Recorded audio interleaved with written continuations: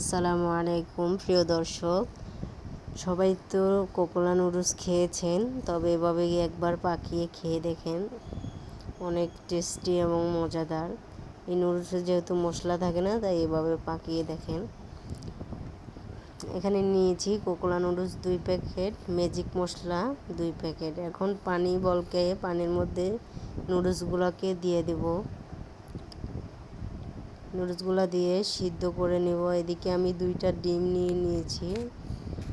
Noodles সিদ্ধ হয়ে গেছে, এখন পানি ঝরিয়ে নেব। তারপর চলে যাচ্ছি চুলায় একটা প্যান দিয়ে তার মধ্যে দিয়ে দেবো 1 কাপ পরিমাণ রান্নার তেল, 1 কাপ পরিমাণ পেঁয়াজ কুচি। পেঁয়াজগুলোকে বাদামি করে ভেজে নিব।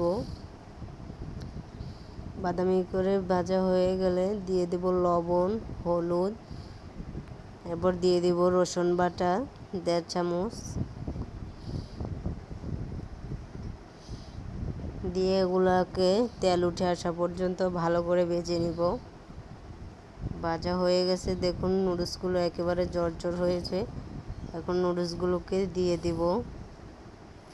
নুডলসগুলো দিয়ে ম্যাজিক মশলা একটু একটু করে ছড়িয়ে ভালো করে নেড়ে ছেড়ে নিব, যাতে করে নুডলসের ভিতরে মশলাটা ভালো করে মিশে যায়।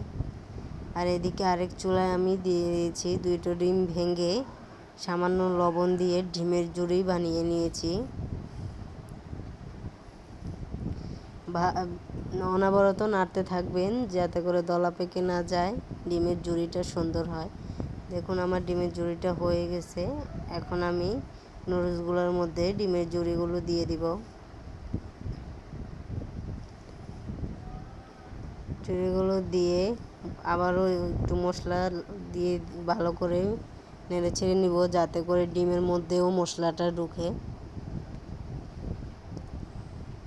ভালো করে মিক্স করতে হবে, যাতে নিচে লেগেও না যায় এবং মশলাগুলো যাতে ভালো করে মিক্স হয়ে যায়।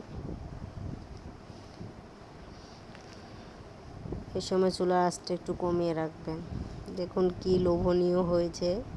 নুডলসটা খেতে অনেক মজা হয়েছে। আমরা এখানে 10 জনের মতোই নাস্তা করেছি এই নুডলসটা। চ্যানেলটি সাবস্ক্রাইব করে রাখবেন। আবারও নতুন কোনো ভিডিওতে আপনাদের সাথে দেখা হবে। আল্লাহ হাফেজ। ভালো থাকবেন, সুস্থ থাকবেন।